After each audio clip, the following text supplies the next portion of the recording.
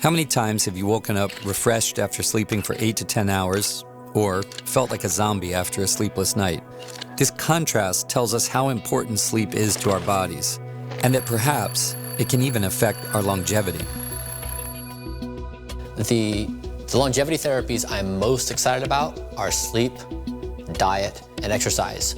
They're the most uninteresting and basic components that no one wants to hear about because everybody wants to hear about the magic drug, but they're the three things nobody's doing. I believe sleep is very important for good health because during sleep you release growth hormone and you have to give the body a chance to reanimate. There's a lot of hormonal and other mechanisms of restoration that occur during sleep. Slow wave sleep and REM sleep are really the two most important periods of sleep. Slow wave sleep is more focused on repairing your muscles and your body, and REM sleep is getting your mind to repair cognitively. It's also when you're dreaming. So people who say, they can't remember their dreams or they don't think they dream, they're probably not getting enough REM sleep. But both these periods of sleep are incredibly important. But I've fucked my sleep off for so many years. My REM is like pretty poor.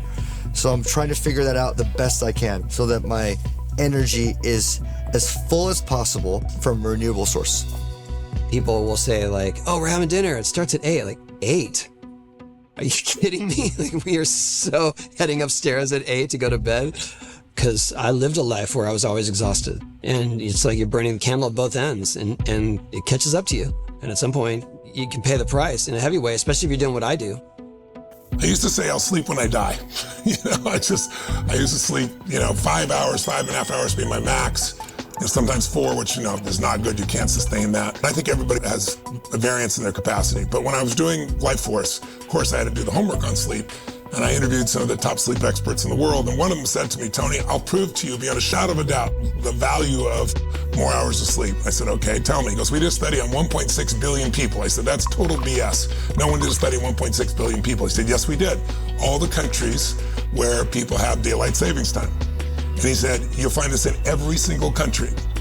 When we spring forward and you lose an hour, the next day, in the next 24 hours, there's a 24% increase in heart attacks. And he went through all their statistics, car accidents, everything. What's crazy is when we fall back and get 1 hour extra, in the fall, the exact number 23% is with a 1% change, it goes the other way, meaning less heart attacks. So if 1 hour sleep can do that, I started saying, so now I work to get 6. Because sleep is such an important thing for longevity. I think if you're trying to live a long, healthy lifestyle, stress reduction and sleep are some of the two most important and easy things that you can apply. Within that, obviously, there's different cues and things that help. Personally, I like to just make sure stress is as low as possible when I get close to bedtime. So I stay away from stuff like social media, blue light, my phone, anything like that. I just try and really decompress, whether it's through meditation or just spending time with my dog and my fiance.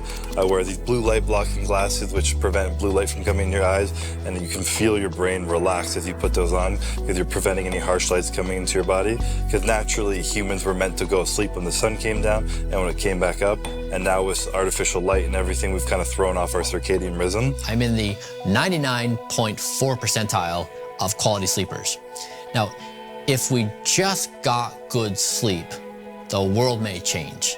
But oftentimes we're gravitated towards like this supplement and that supplement or this magic pill or that magic pill. But mastering the basic thing of sleep is just beyond reach. And if we can just take the simplest thing and get that right in our lives, we all know that. The difference between hope and despair is a good night's sleep. Studies in Germany have shown that more than 80% of the population suffers from chronic sleep deprivation. Sleep is extremely important for the body to recover. It's now proven that good sleep increases longevity. A study just as recently as in 2023 showed that getting quality sleep increases lifespan for men by just over 4 years and for women by over 2 years.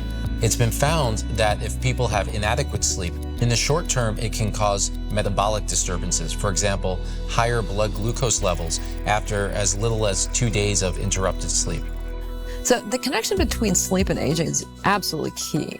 As a consequence of not sleeping, you don't give yourself the time to make proteins that are constructed at night. Up to 30% of proteins are in fact constructed at night, so you're limiting your repair capacity in essence. And it's been demonstrated that people that don't sleep well or that work night shifts have a higher propensity for cancer. So sleep is something that actually gets ignored probably a lot more than it should. And it's not just sleep quantity, it's not just the number of hours that people are sleeping, but it's also the quality of that sleep. So do you have interrupted sleep, or can you actually have a full kind of night sleep without interruption? Well, studies show that inadequate sleep, and particularly inadequate quality sleep, which is getting this restorative sleep, is correlated with virtually all these different disease states and forms of lack of cognitive function. So getting quality sleep is about as foundational as there is to living a happy and performative life. If we could have done with less sleep, frankly, evolution would have gotten rid of it. That's why we are always so active and thinking and cannot stop. And when we want to go sleep, we have no peace. It's because of the cortisol. You take a cold shower, you will sleep like a baby. So here would be my tips for sleep. 1, if you can, sleep in a room by yourself. I'm fortunate that I can, not everyone can. Do I think sleeping with our partners is potentially dated? Maybe. I mean, if we actually look at all of our habits in society, we live the traditions of dead people. We do so much of what's been done for hundreds of years, and little of it is questioned. But when you're trying to synchronize 2 people in one room, bedtimes, wake-up times, disturbances, it's a difficult thing to manage. Not everybody has the luxury of having their own sleep area, but where it's possible, I strongly suggest people do it. Number 2, black out your room, no light. Number 3 is no alcohol. It destroys your sleep.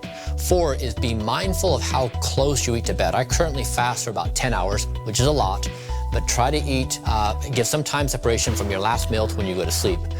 And then 5 is I do a temperature-controlled room and or mattress. Controlling temperature for sleep is really helpful. And then finally, go to sleep at the same time every day, no matter what. So I have connected light bulbs that change color an hour before bedtime, and they turn red.